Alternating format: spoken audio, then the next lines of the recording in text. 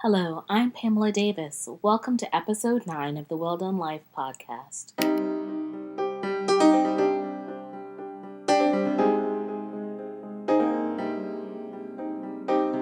Hi, everybody. I'm Pamela Davis, and you are listening to episode 9 of the Well Done Life. I am so glad that you could join me again. And if you're new here, this is the podcast that's designed to kind of help you learn and share on the journey as we all try to live our best life. I'm not an expert. Right now, you've been listening to me talk about my life experiences under the hope that I'll give you a little inspiration, a little guidance of some things that maybe you never thought about that will help you live your best life. And in the future, we will grow this into a community where we share and really try to live the best lives that we can. Because there's no experts out here. As we are kind of seeing with everything going on in these days and times, there's a lot of unknowns. And luckily, we have each other to learn from, to celebrate with, to cry with, to share with. And hopefully, that's what the Well Done Life will be for you. So let's get started. I know it's been a crazy couple of weeks. I know myself, I am 1 week in from working from home and social distancing, and I'm overwhelmed. I am really overwhelmed. I'm really calm about things, and I know that everything is going to be okay.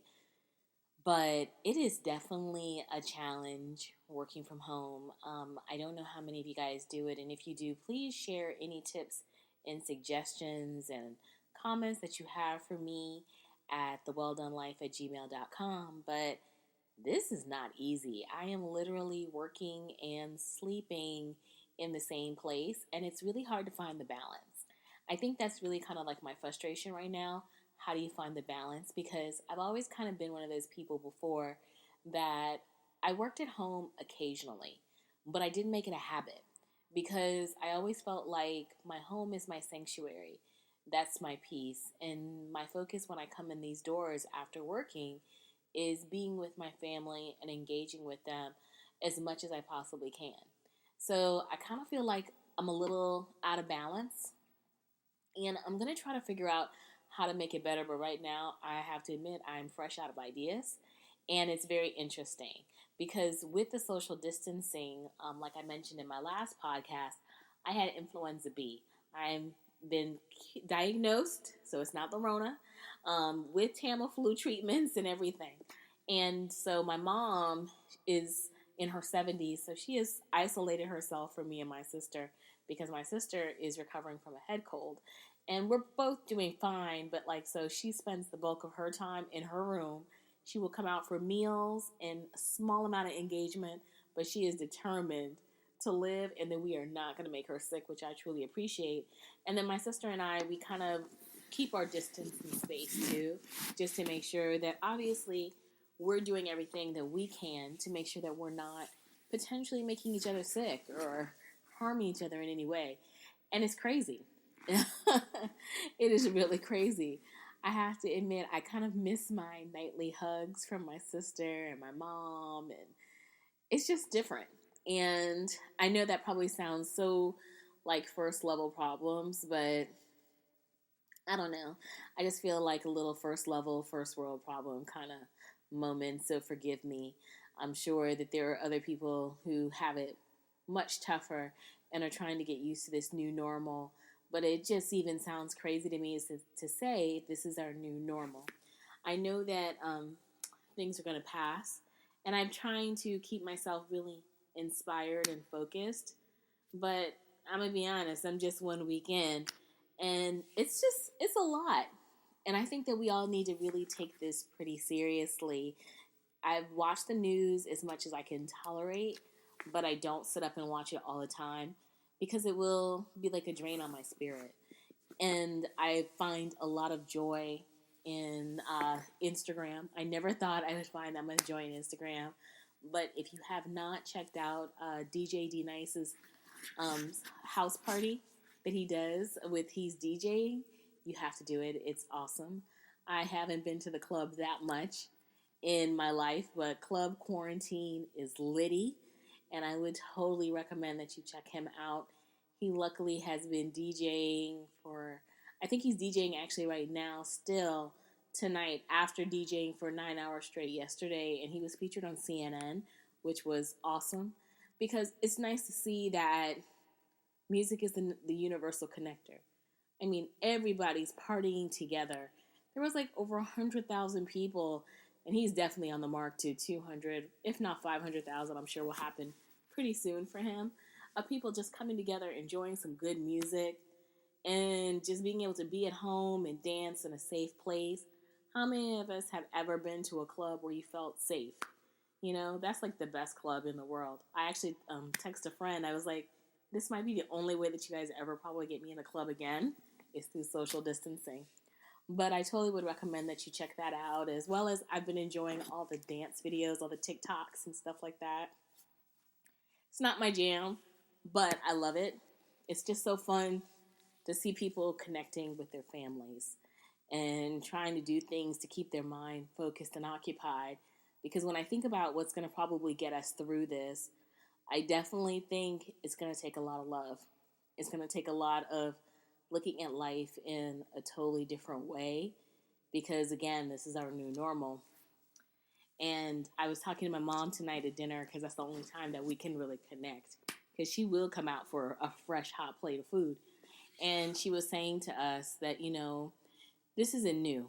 She was like, we've gone through things before in our society, um, polio, all different kinds of mass illnesses and struggles, and we were able to make it. The only thing that everybody should focus on now is doing their part so that we can make it through and understanding that life will change, but we'll survive. And I was like, you know, that is so true. Life is definitely going to change, but we do have to all do our part. We do have to all kind of figure out, you know, how to come together and realize that we're on the verge of looking at life in a whole new way. Like she told me, this is a moment that will go down in history. And the younger generation will look back on this moment, as well as myself and the rest of us, and be amazed at our resiliency. Right now, you can't really see it probably, but I think we'll get through. There's so many things that you could definitely say about it. I mean, politics and the responses and who's doing what and who's not doing what they need to do. But really, in the long game, it doesn't matter because we're all dependent on each other to get through this. And that is such a different place than where we've been. I do tend to try to be as philosophical about things as I can. So I'm trying to figure out what the reason behind all of this, because it's funny how I mentioned before, not in this last podcast, but the podcast before that, I think, where I was talking about how God has at times in my life sat me down. And I remember mentioning how I had an ACL PCL reconstruction, and it was in 2018. And I was in physical therapy for months. It took me so long to learn how to walk again without a limp after I had surgery. And it was just such a really hard process for me because I am so used to being so independent, so on the go, because I mean, I'm the head of my household, and I had so many plans of different things that I wanted to accomplish. And it was amazing how in that moment, it just all stopped. And it really put me in a place where I felt like, God, you know, why is this happening to me right now? And I did. I battled depression. I even went back to therapy during that time so I could get like a check-in with my therapist to help make sure that I stayed focused in the right way. But then once I kind of got through it, I look at the year that I had afterwards, which was 2019. 2019 was an amazing year for me. I had a record-breaking year in my job, and I wound up going to Paris and Iceland and London that year by myself, my first solo trip. I look back to all the things that I accomplished in 2019, and now I understand why God sat me down in 2018, because I really feel like God knew I have so much in store for you that I need you to prepare for it. I need you to sit down and get your health together, because I need you to be strong to run this race that I'm about to give you. Because I really went hard last year. I really think about it. And my sister really held me down with my mom. I worked a lot. I traveled a lot with work and personally. It was a lot of things that I really put my intentions on, and I accomplished pretty much everything I set my focus on. And I was like so blessed to be healthy, so blessed to be able to do that. But I needed to sit down or it wouldn't have happened.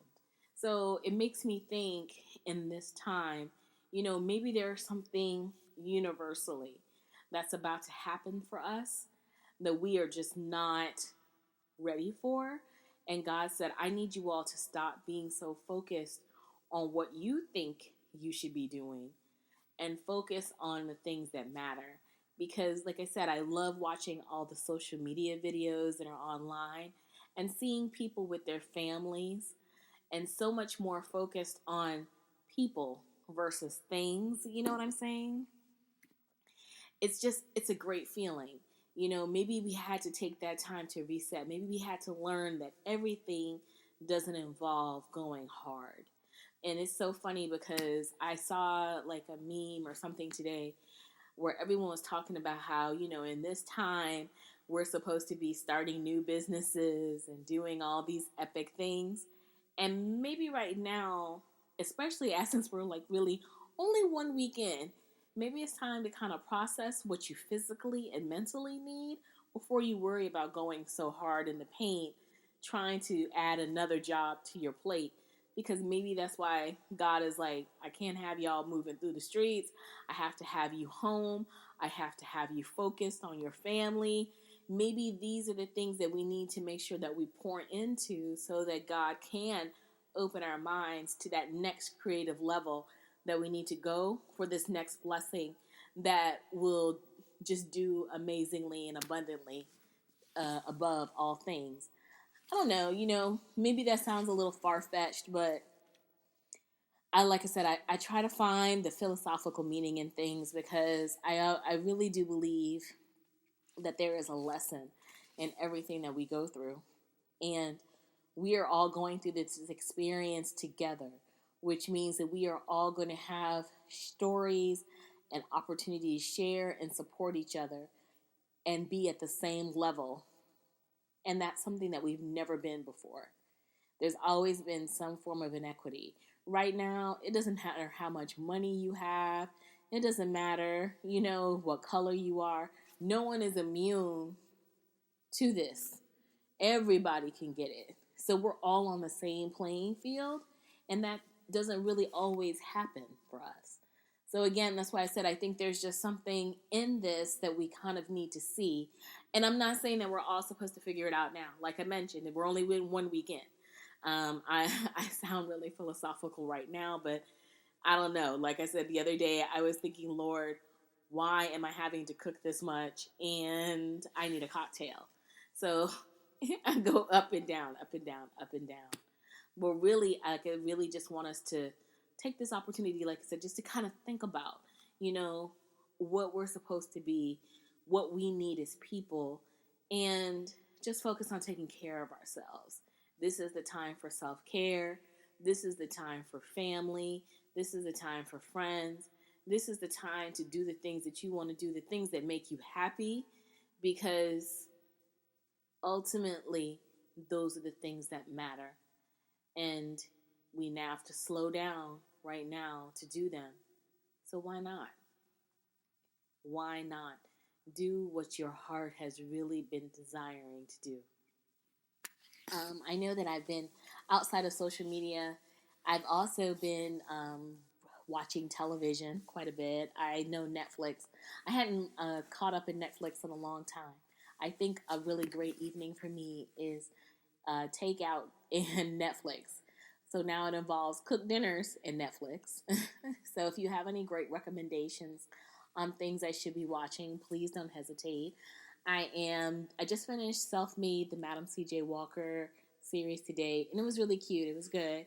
I enjoyed it. And then I'm also watching the trial of Gabriel Fernandez. That's a lot to process, but a very thoughtful documentary, very intense, but very interesting. So if you're a documentary buff, I would suggest it. But I'm also reading a book, The Sheikh CEO, like I mentioned, from Sheikh Mohammed, the ruler, Prime Minister of Dubai of the UAE. And so I have that kind of going on. And then I just signed up for a class, and it's called The Science of Understanding. Excuse me. It's a free course that's offered by Yale University, and I found it through Coursera.org, and I will link it in the show notes. It's funny. I actually found out about this course when I was in line at Trader Joe's the other day. I went to Trader Joe's on Saturday morning because I need to buy groceries. I would love to say I'm like the biggest canned food person, but I'm not. My mom has a lot of health challenges, and my sister's a vegan. So there's only so much canned food that we're going to be able to eat in this house. So I went to Trader Joe's to get some other supplemental groceries, and the line was around the corner. Excuse me. And one of the young ladies in line mentioned to me, we just started talking because a lady tried to skip me. I'm not even going to front. She did. She tried to skip me, y'all. She was like, hey, are you in line? I'm like, ma'am, there is about 80 people standing out here. No, I'm just standing out here for my health. Of course I'm in line. And we had a little moment of exchange. I didn't even cuss at her, though, because I was really nice. But I had to correctly, little curtly let her know, ma'am, come on now. I need you to calm down. We're all going to get in. But yes, I'm in line. Once we worked through that, we actually all wound up talking.